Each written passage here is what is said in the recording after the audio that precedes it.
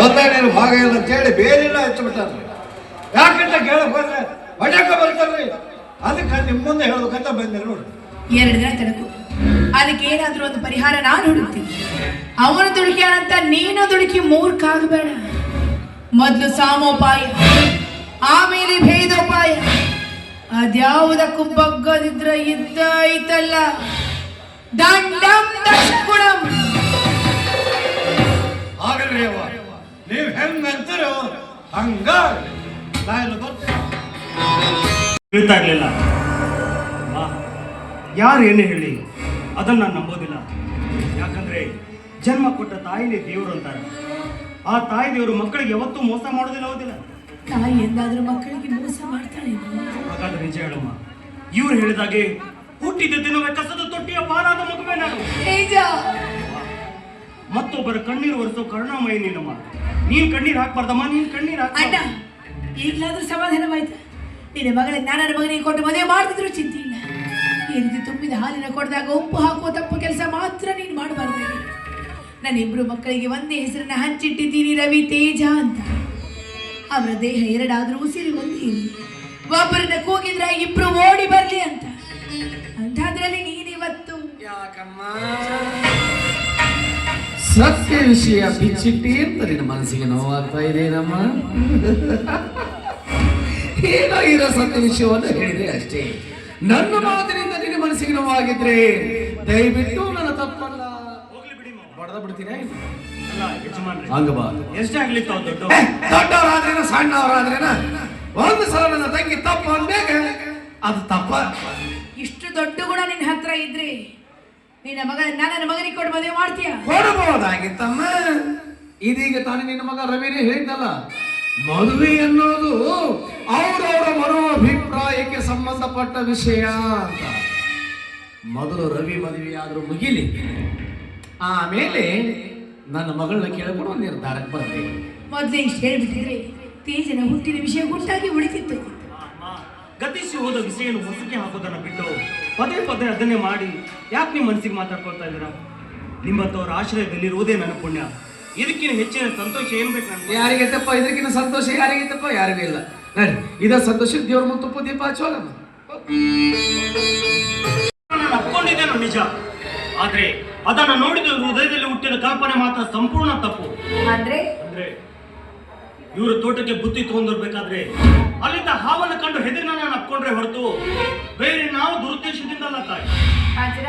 ಇದ್ರ ಬಗ್ಗೆ ನೀನೇನ್ ಹೇಳ್ತೀಯಮ್ಮ? ಇಷ್ಟಪಟ್ಟು ಮದುವೆಯಾಗಿ ಬಂದು ಮನೆತನದ ಕಣ್ಣಾಗಬೇಕಾದ ನಾನು ವಿಧಿ ಆಟಕ್ಕೆ ಸಿಲುಕಿ ವಿಧಿವಿಯಾದಿ ಅಂತ ಸಂಕಟ ಪಡಲಿ ಇಲ್ಲ. ನಿರಪರಾಧಿಯಾದ ನಾನು ಇವರು ಹೇಳುತ್ತಿರುವ ಏನೆಲ್ಲ ಆರೋಪವನ್ನು ಕೇಳಿಸಿಕೊಂಡು ಬರೀ ಕಣ್ಣೀರನ್ನೇ ಸುರಿಸುತ್ತಾನಿಲ್ಲ. ಕರೆಗೆ ನೀರಾಗಕ ನಾವೇನು ಉಪ್ಪಿನಿಂದ ತಯಾರಾದ ಗೊಂಬೆಗಳಲ್ಲ. ಕಣ್ಣೀರು ಸುರಿಸಿ ನಿಮ್ಮೆಲ್ಲರ ಮನಸ್ಸನ್ನು ಕರಗಿಸಿ ನನ್ನ ತಪ್ಪನ್ನೇ ಒಪ್ಪು ಅಂತ ಸಾಧಿಸಲು ಸಿದ್ಧರಾಗಿ ನಿಂತ ಅನಾಚಾರಿಯನ್ನು ನಾನಲ್ಲ. ಇಂಥ ಸ್ಥಾನದ ಕಲ್ಪನೆ ಏರೇದಿ ಅವರು ತಪ್ಪು ಮಾಡಿದ್ದಾರೆ ಅನ್ನೋ ವಿಷಯವನ್ನೇ ಮುಂದೆ ಮಾಡಿಕೊಂಡು ಈ ರೀತಿ ಮಾತನಾಡೋದು ಒಳ್ಳೆಯದಲ್ಲ. ನುಡಿಯುವ ನಾಲಿಗೆ ಮೇಲೆ ನಿಗಾ ಇರಲಿ. ಬಾವಿಯಿಂದ ಬರುವ ಶಬ್ದಗಳು ಸಿಡಿಮದ್ದುಗಳಾಗದಿರಲಿ. ಯಾಕೋ ಈ ವಿಷಯದಾಗ ಪಕ್ಷಪಾತ ಮಾಡಕತ್ತೀರಂತ ನಾನು ಎಲ್ಲೋ ಒಂದು ಕಡೆ ಅನುಮಾನ ಹಾಲಂತವ್ರ ಮನಸ್ಸಿನಾಗ ಹಾರ ಹಾಲಾಯ್ತು ಅಂತ ಅನುಮಾನ ಪಟ್ಟು ಜನ ಅವ್ರ ಮೇಲೆ ಇಟ್ಟಿರೋ ನಂಬಿಕೆನ ಹಾಳು ಮಾಡಬೇಡ. ನೀನು ಮಾಡಿದ ಒಂದು ತಪ್ಪಿನಿಂದಾಗಿ ನಾವೆಲ್ಲರೂ ತಲೆ ತಗ್ಸುವಂಗಾತು. ಉಂಟು ತಾಟ ಮುಗಳಾಕ ನಿನ್ನ ಮನಸ್ಸಾದ್ರೆ ಹೆಂಗ ಬಂತಲೇ ಹೆಂಗ ಬಂತು ನೋಡಿ. ಮಧುವಂತಿಕಾ ದೇವಿಯವರೇ, ಇವರಿಬ್ರು ಅಪ್ಪಿಕೊಂಡು ನಿಂತಿದ್ದರ ಪ್ರತ್ಯಕ್ಷವಾಗಿ ಇವರಷ್ಟೇ ಅಲ್ಲ, ನಾನು ಕೂಡ ನನ್ನ ಕಣ್ಣಾರೆ ಕಂಡಿದ್ದೇನೆ. ಪ್ರತ್ಯಕ್ಷ ಕಂಡರು ಪ್ರಮಾಣಿಸಿ ನೋಡಬೇಕು ಅಂತ ಹಿರಿಯರು ಹೇಳಿದ್ದಾರೆ. ಅವರಿಬ್ಬರು ಅಪ್ಪಿಕೊಂಡು ನಿಂತ ಮಾತ್ರಕ್ಕೆ ತಪ್ಪೇ ಮಾಡಿದ್ರು ಅಂತ ಹೇಳಲಿಕ್ಕಾಗುತ್ತೆ? ಅವರಿಬ್ಬರ ಅಪ್ಪುಗೆಯಲ್ಲಿ ಬಂಧುತ್ವದ ಪ್ರೇಮ ಏಕಿರಬಾರದು. ಅದು ಬಾಂಧವ್ಯದ ಬೆಲೆಯನ್ನು ತಿಳಿದುಕೊಂಡರೆ ಮಾತ್ರ ಈ ಮಾತು ಅನ್ವಯಿಸುತ್ತದೆ. ಮೇಲಾಗಿ ಇವರಿಬ್ಬರ ಜೀವನದ ಬುನಾದಿ ಪವಿತ್ರವಾದ ಭಿಕ್ಷುಗತ್ತೆ ಮನೆತನದ್ದೇನಲ್ಲ. ಇವರಿಗೆ ದೊಡ್ಡ ಸಂಸ್ಕಾರ ಭಿಕ್ಷುಗತ್ತೆ ಮನೆತನದ್ದು. ಕಮಲ ಹುಟ್ಟಿದ್ದು ಕೆಸರಿನಲ್ಲಾದರೂ ಅದರ ವಾಸಸ್ಥಾನ ಮಹಾಲಕ್ಷ್ಮಿಯ ಮಂದಿರವನ್ನೋದನ್ನ ಯಾವ ಕಾರಣಕ್ಕೂ ಮರಿಬೇಡ. ಇರಬಹುದು, ಆದರೆ ಇವರಿಬ್ಬರು ತಾರುಣ್ಯ ತುಂಬಿದ ಹೊಸ್ತಿಲಲ್ಲಿ ನಿಂತವರು. ಹೆಣ್ಣು ಅಂದ್ರ ಬೆಣ್ಣೆ ಇದ್ದಂಗ, ಗಂಡು ಅಂದ್ರ ಬೆಂಕಿ ಇದ್ದಂಗ. ಈ ಹೆಣ್ಣೆಂಬ ಬೆಣ್ಣೆ ಬೆಂಕಿ ಅಂತ ಗಂಡನ ಅಪ್ಪಿಕೊಂಡು ನಿಂತಾಗ ಕರಗದೇ ಇರುತ್ತೆ ಅನ್ನೋದಕ್ಕೆ ಏನಿದೆ ಆಧಾರ? ಯಾಕೆ ಹೆಣ್ಣಾದ ಅತ್ತಿಗೆ ಗಂಡಸಾದ ಮೈದನನ್ನು ಅಪ್ಪಿಕೊಳ್ಳೋದಿಲ್ಲ, ಹೆಣ್ಣಾದ ತಂಗಿ ಗಂಡಸಾದ ಅಣ್ಣನನ್ನು ಅಪ್ಪಿಕೊಳ್ಳೋದಿಲ್ಲ, ಹೆಣ್ಣಾದ ತಾಯಿ ಗಂಡಸಾದ ಮಗನನ್ನು ಅಪ್ಪಿಕೊಳ್ಳೋದಿಲ್ಲ. ಅಂತ ಪವಿತ್ರ ಹೃದಯ ಇವರದಾಗಿದ್ರೆ ಏಕಾಂತ ಸ್ಥಳದಲ್ಲಿ ಏಕೆ ಇಂಥ ನೀಚ ಕೃತಿಗೆ ಮುಂದಾಗ್ತಾ ಇದ್ರು? ಅಲ್ಲಮ್ಮ, ಇವನೇನು ನಿನ್ನ ಹೊಟ್ಟೆಯಲ್ಲಿ ಹುಟ್ಟಿದ ಮಗನ? ಹುಟ್ಟಿದಾಗಲೇ ತಂದೆ ತಾಯಿಗಳಿಗೆ ಬೇಡವಾಗಿ ಕಸದ ತೊಟ್ಟೆಯಲ್ಲಿ ಬಿದ್ದವನು. ಕಾರಣ ಅದೇ ಕುಲಧರ್ಮವನ್ನು ಮನಸ್ಸಿನಲ್ಲಿ ತುಂಬಿಕೊಂಡು ಇಂಥ ನೀಚ ಕೃತಿಗೆ ಮುಂದಾಗಿದ್ದಾನೆ. ಒಂದು ತಾಟಿನಲ್ಲಿ ಉಗುಳುವ ಮಹಾ ತಾಯಿ ಗಂಡ ಇವನು.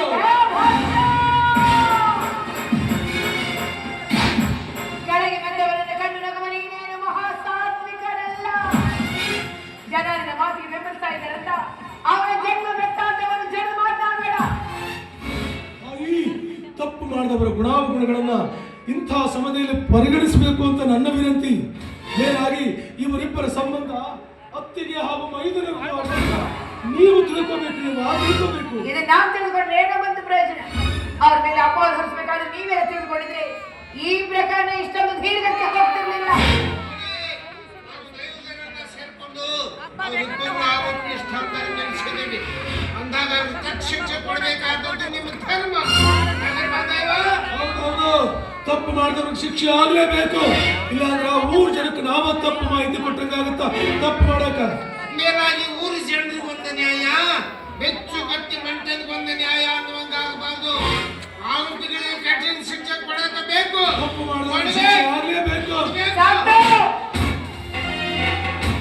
ಸರಿ, ಹಾಗಾದ್ರೆ ನೀವೆಲ್ಲರೂ ಸೇರಿ ಇವರು ತಪ್ಪು ಮಾಡಿದ್ದಾರೆ ಅಂತ ಹೇಳ್ತಿರ್ಬೇಕಾದ್ರೆ ಇಲ್ಲ ಅಂತ ನಾನೇ ಅಪವಾದ ಮಾಡಿ ಆಯ್ತು ಕೊಡ್ತೀನಿ.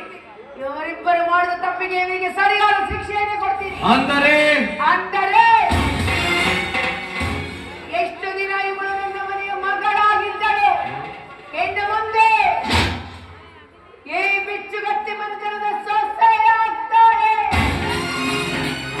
ಬೇಗ ಹೋಗು, ಆ ತಾಯಿ ಮುಂದಿನ ವರ್ಷದ ಕೊಮ್ಮಿಗೆ ದಾರ ಬಿರುತ್ತಂದು ಕಟ್ಟವಳ ಕೊರಳಿಗೆ.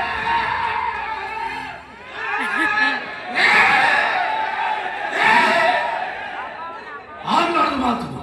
ಓರ್ವ ವಿಧವೆ ಹೆಣ್ಣಿಗೆ ಮಾಂಗಲ್ಯ ಭಾಗ್ಯನ ಯಾಕೆ ಸಿಗಬಾರ್ದೆ? ಅವಳೇನು ಮನುಷ್ಯನಂತೆ ಉಪ್ಪು ಹುಡಿ ಖಾರ ತಿಂದಿಲ್ಲ. ಹೆಂಡತಿ ಸತ್ತ ನಂತರ ಗಂಡು ಮತ್ತೊಂದು ಮದುವೆ ಆದ್ರೆ ಅದು ತಪ್ಪಲ್ಲ. ಅದೇ ಗಂಡ ಸತ್ತ ನಂತರ ಹೆಣ್ಣು ಮತ್ತೊಂದು ಮದುವೆ ಆದ್ರೆ ಅದು ನಿಮ್ಮ ದೃಷ್ಟಿಯಲ್ಲಿ ತಪ್ಪೇ? ಆದ್ರೆ ಇವನು ಇವಳ ಪಾಲಿಗೆ ಮೈದುನ. ಈ ಪರಿಜ್ಞಾನ ಅವರಿಬ್ಬರು ಅಡ್ಡಗಾಡಿಸುವುದಿದ್ದಾರೆ ಅಂತ ಹೇಳುವಾಗ ಎಲ್ಲಿಗೆ ಹೋಗಿತ್ತು? ತಾಳಿ ಕಟ್ಟಲು ಮಾತ್ರ ಅತ್ತಿಗೆ ಮೈದುನ ಸಂಬಂಧ ಅಡ್ಡ ಬರುತ್ತೆ. ಸರಸ ಸಲ್ಲಾಪದ ಅಪವಾದ ಹೊರಬೇಕಾದ್ರೆ ಅಡ್ಡ ಬರೋದಿಲ್ವೇನು? ಅಯ್ಯ, ಮದುವೆ ಅನ್ನೋ ಪವಿತ್ರ ಬಂಧನವನ್ನ ಈ ರೀತಿ ಹಗುರವಾಗಿ ಕಾಣಬೇಡ. ಅವರಿಬ್ಬರ ಪವಿತ್ರ ಬಾಂಧವ್ಯದ ಬೆಲೆ ನರೇನು ಬರುವ ವಿಧವಾ ಹೆಣ್ಣಿಗೆ ಇಂಥ ಏಕಾಂಗಿಯಾಗಿ ಬದುಕಬೇಕು. ಅವಳು ಇನ್ನೊಂದು ಮದುವೆ ಆಗಲು ಅವಕಾಶ ಕೊಡದೆ ಅವಳನ್ನು ಜೀವಂತ ಹೆಣವನ್ನಾಗಿಸಬೇಕಂತ ಮಾಡಿದ್ದೀನಿ. ಎಲ್ಲ ನಾನು ಬದುಕಿನವರೆಗೂ ಎಂದಿಗೂ ಸಾಧ್ಯವಿಲ್ಲ. ಇವರಿಬ್ಬರ ಮದುವೆಗೆ ನನ್ನ ಒಪ್ಪಿಗೆ ಇಲ್ಲ. ನಿನ್ನ ಒಪ್ಪಿಗೆ ನಮಗೆ ಬೇಕಾಗಿಲ್ಲ.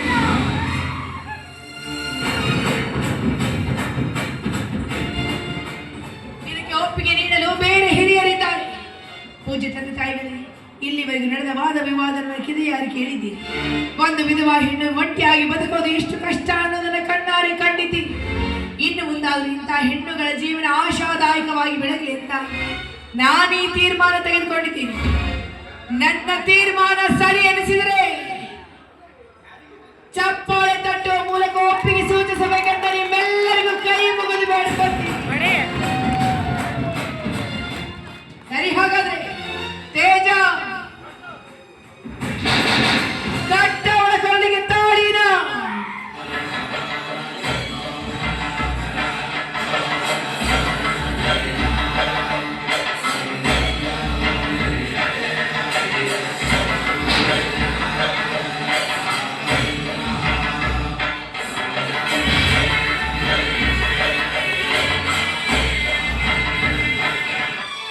ಅವರಿಬ್ಬರ ಸಂಸಾರಕ್ಕೆ ಯಾರಾದ್ರೂ ಅಡ್ಡಿ ಬಂದ್ರೆ ಮಗ ಅಂತ ಕೂಡ ನೋಡೋದಿಲ್ಲ, ಒಬ್ಬೊಬ್ಬರನ್ನ ತೊಂಡು ತೊಂಡಾಗಿ ಕತ್ತರಿಸಿ ಹಾಕ್ತೀನಿ.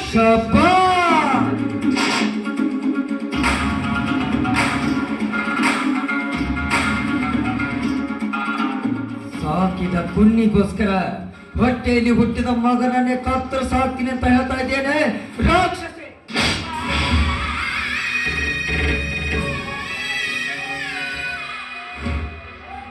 ನನಗೆ ಜನ್ಮ ಕೊಟ್ಟ ತಾಯಿಗಳು ನನ್ನ ಮೇಲೆ ಕೈ ಮಾಡ್ತೀಯ? ನೀನಷ್ಟೇ ಅಲ್ಲ, ಗಂಧ ಹಾಗೂ ಕಾಂಚನಗಳ ಮಧ್ಯೆ ಬರುವವರು ಯಾರೇ ಆದ್ರೂ ನಾನು ಅದನ್ನು ಸಹಿಸೋದಿಲ್ಲ. ಹೌದಪ್ಪ, ನೀನೀಗ ಚಿಕ್ಕವರಲ್ಲ, ಬೆಳೆದು ದೊಡ್ಡವನಾಗ್ಬಿಟ್ಟಿದೀಯ. ನಿನಗೆ ಬುದ್ಧಿ ಹೇಳುವಷ್ಟು ಶಕ್ತಿನೂ ನನ್ನ ಹತ್ರ ಇಲ್ಲ. ಆಯ್ತು, ನೀನು ಹ್ಯಾಗೆ ತಿಳಿಯುತ್ತೆ ಹಾಗೆ ಮಾಡು. ಒಟ್ಟಾರೆ ನಿನ್ನ ಬದುಕು ಬಂದಿಲ್ಲ, ನನಗೆ ಅಷ್ಟೇ ಸಾಕು, ಅಷ್ಟೇ ಸಾಕು. 4 ದಿನಗಳಿಂದ ಊಟ ಮಾಡದೇ ಇರುವ ಕಾರಣ ಹೊಟ್ಟೆಯಲ್ಲಿ ಸಂಕಟವಾಗ್ತಾ ಇದೆ.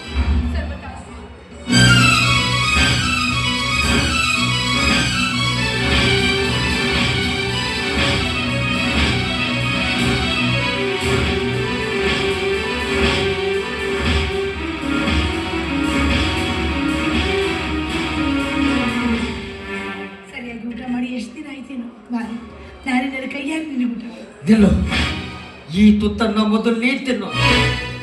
ಯಾಕಪ್ಪ? ನನ್ನ ಜೀವಕ್ಕೆ ಜೀವವಾದ ನನ್ನ ಹೆಂಡತಿಯನ್ನ ನಾನು ಸತ್ಯ ಅಂತ ತಿಳಿದು ಮತ್ತೊಬ್ಬರೊಂದಿಗೆ ಮದುವೆ ಮಾಡಿದವಳು ನೀನು. ಅಂದಾಗ ಇದಕ್ಕೆ ನಾನು ಅಡ್ಡಿಯಾಗಿದ್ದೀನಿ ಅಂತ ನನ್ನನ್ನು ಸಾಯಿಸಲು ಇದರಲ್ಲಿ ವಿಷಯ ಏಕೆ ಬೆರೆಸಿಕೊಂಡು ಬಂದಿರಬಾರ್ದು ನೀನು. ತಾಯಿ ಎಂದಾದ್ರೂ ಮಕ್ಕಳಿಗೆ ವಿಷ ಉಣಿಸ್ತಾಳೆ. ಮಕ್ಕಳು ಊಟ ಮಾಡೋದಿಲ್ಲ ಅಂತ ಹಠ ಹಿಡಿದಾಗ ಬೇಗ ಊಟ ಮಾಡೋದು, ಇಲ್ಲಾಂದ್ರೆ ಗುಮ್ಮ ಬರುತ್ತೆ ಅಂತ ಹೆದರ್ಸೋದು. ಆ ಹೆದರಿಕೆ ಎಂದಾದ್ರೂ ಮಕ್ಕಳು ಹೊಟ್ಟೆ ತುಂಬ ಊಟ ಮಾಡಲಿ ಅಂತ ಆ ಮಕ್ಕಳನ್ನ ಹೆದರಿಸಬೇಕನ್ನೋ ಉದ್ದೇಶದಿಂದಲ್ಲಪ್ಪ. ನನ್ನ ಮೇಲೆ ನಂಬಿಕೆ ಇಲ್ವಲ್ಲ, ಮೊದಲಾರೆ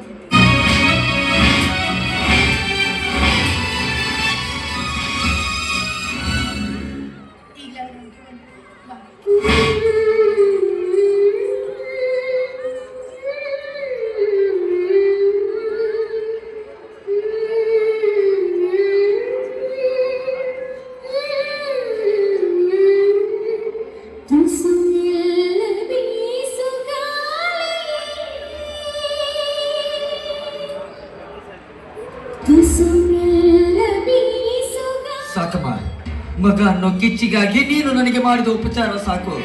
ನನ್ನ ಮುಂದಿನ ಹೆಂಡತಿ ಬರಲಿ, ಆ ತೇಜನನ್ನು ಸಾಯಿಸಿ ಅವಳಿಗೆ ಗರ್ಭಪಾತ ಮಾಡಿಸಿ ಅವಳನ್ನು ನಿಮ್ಮಿಂದ ದೂರ, ಬಹು ದೂರ ಕರೆದುಕೊಂಡು ಹೋಗ್ತೀನಿ. ನಮ್ಮಿಬ್ಬರನ್ನು ಅಗಲಿಸಲು ಯಾರಿಂದಲೂ ಸಾಧ್ಯ ಇಲ್ಲ ಅಂತ ನಿರೂಪಿಸಿ ಬಿಡ್ತೀನಿ.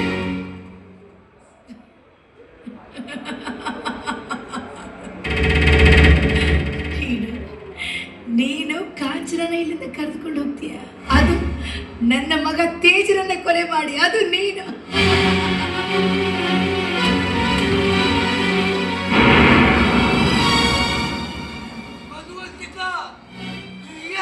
ವಿಷ ವಿಷ?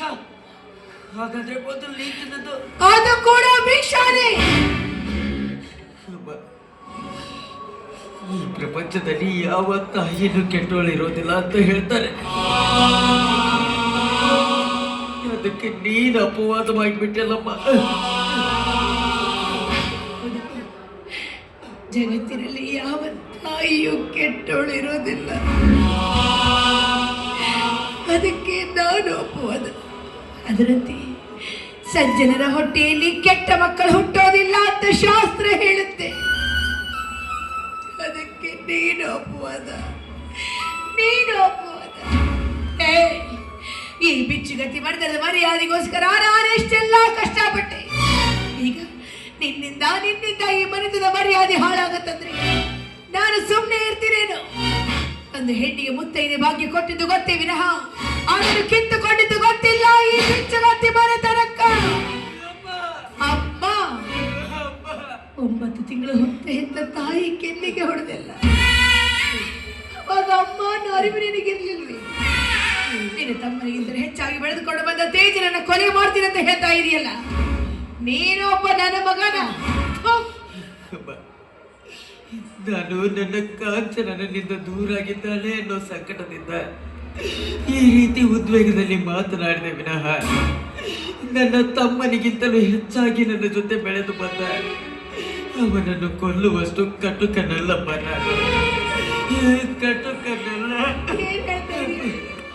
ಇಲ್ಲಪ್ಪ, ನಾನೆಲ್ಲಿ ಬದುಕಬೇಕು? ಬೇಡಪ್ಪ, ಜನ್ಮ ಕೊಟ್ಟ ತಾಯಿಯನ್ನ ದೇವರು ಅಂತ ಹೇಳ್ತಾರೆ. ಕಾಪಾಡಬೇಕಾದ ತಾಯಿ ದೇವರೇ ಮಗನಿಗೆ ವಿಷ ಹಾಕಿದ್ದಾಳೆ ಅಂದಾಗ ಈ ನಾನು ಬದುಕಿ ಪ್ರಯೋಜನವಾದ್ರೆ ಏನಪ್ಪ? ಈ ನಾನು ಬದುಕಿ ಪ್ರಯೋಜನವಾದ್ರೆ ಏನು? ನಾನು ಹಿಡಿದ ಹಠದಿಂದ ಈ ಅನಾಥ ಮಗನ ಸಂಸಾರ ಹಾಳಾಗಬಾರ್ದು, ಶಿಶು ಹತ್ಯೆ ದೋಷ ಈ ಬಿಚ್ಚುಗತ್ತಿ ಮನೆತನಕ್ಕೆ ತಟ್ಟಬಾರ್ದು ಅಂತ ನೀನು ತೆಗೆದುಕೊಂಡ ನಿರ್ಧಾರ ಯೋಗ್ಯವಾಗಿದೆಯಪ್ಪ, ಬಹಳ ಯೋಗ್ಯವಾಗಿದೆ. ಬೇಡಪ್ಪ, ನಾನು ಬದುಕಿ ನನ್ನಿಂದ ಯಾರಿಗೂ ಪ್ರಯೋಜನವಿಲ್ಲ. ನೀನು ನನಗೆ ಜನ್ಮ ಕೊಟ್ಟು ನನ್ನ ಜೀವ ಕಿತ್ಕೊಳ್ಳೋ ಹಕ್ಕು ನನಗಿದೆಯಪ್ಪ.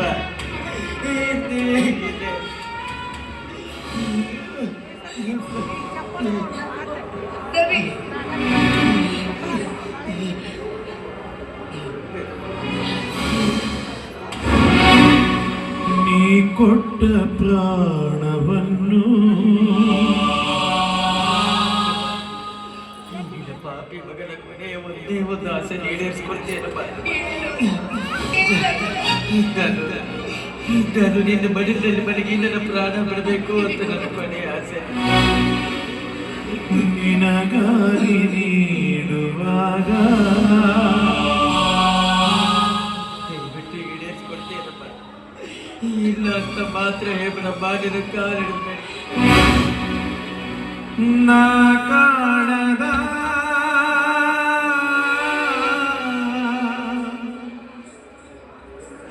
ಆನಂದವು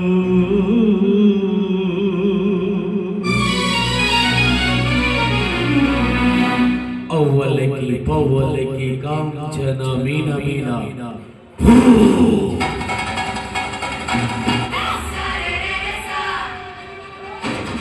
ನಾನು ಬರ್ತಾ ಇದ್ದೇನೆ ಚಿನ್ನ.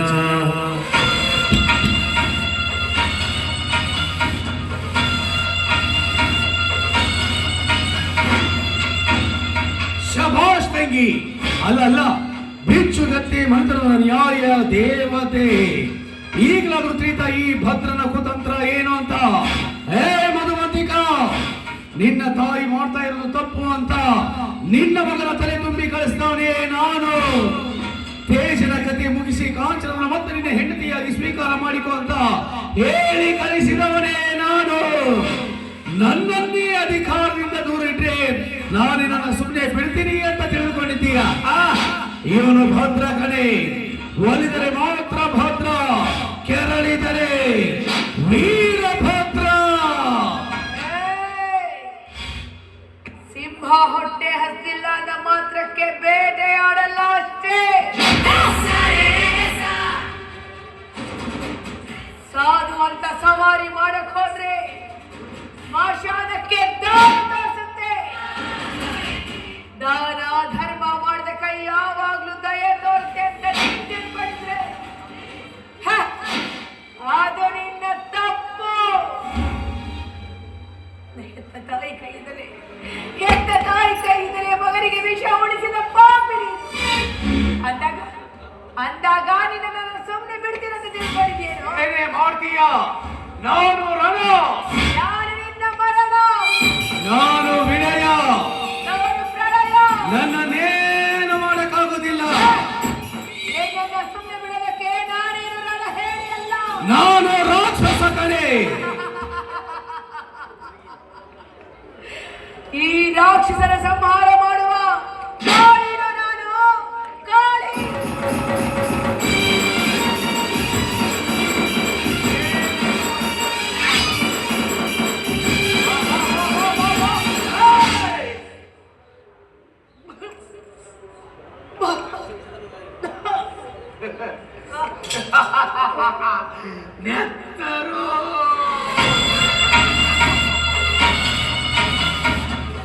ಕೆಂಪು ಕೆಂಪು ನೆತ್ತರು.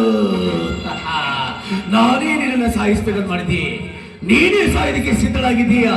ಹಾಗಾದ್ರೆ ನಿನ್ನನ್ನು ಸಾಯಿಸುವ ಅವಶ್ಯಕತೆ ನನಗಿಲ್ಲ. ನನ್ನನ್ನೇ ಅಧಿಕಾರದಿಂದ ದೂರ ಇಡುತ್ತೆ.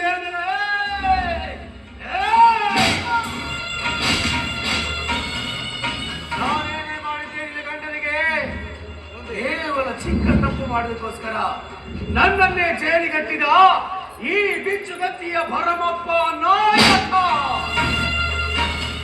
ನಾನು ಈ ಮನೆಗೆ ಕಾಲಿಟ್ಟಿದ್ದು ಗಂಡ ಸತ್ತ ದುಃಖದಲ್ಲಿ ಇದ್ದ ನಿನ್ನ ಕಣ್ಣೀರು ಒರೆಸುವುದಕ್ಕಲ್ಲ, ಈ ಪೀಠಕ್ಕೆ ನಾನು ಅಧಿಪತಿಯಾಗಿ ಬರಬೇಕೆಂಬ ಆಸೆಯಿಂದ. ಇನ್ನು ಮೇಲೆ ಈ ಊರಿನದ್ದು ನಾನಾಡಿದ್ದೆ ಮಾತು, ಇಟ್ಟಿದ್ದೆ ಗುರಿ, ಕೊಟ್ಟಿದ್ದೆ ತೀರ್ಪು.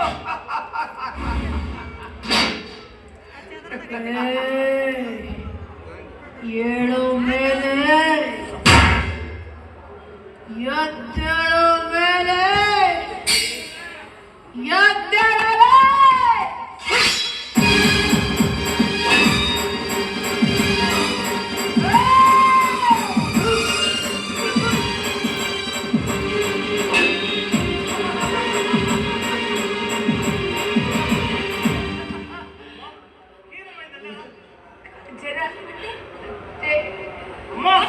ಹೆತ್ತವರ ಮನಸ್ಸು ನೋಯಿಸಿ ಗೆದ್ದವರು ಇದೆಯಾ ಈ ಚರಿತ್ರೆಯಲ್ಲಿ?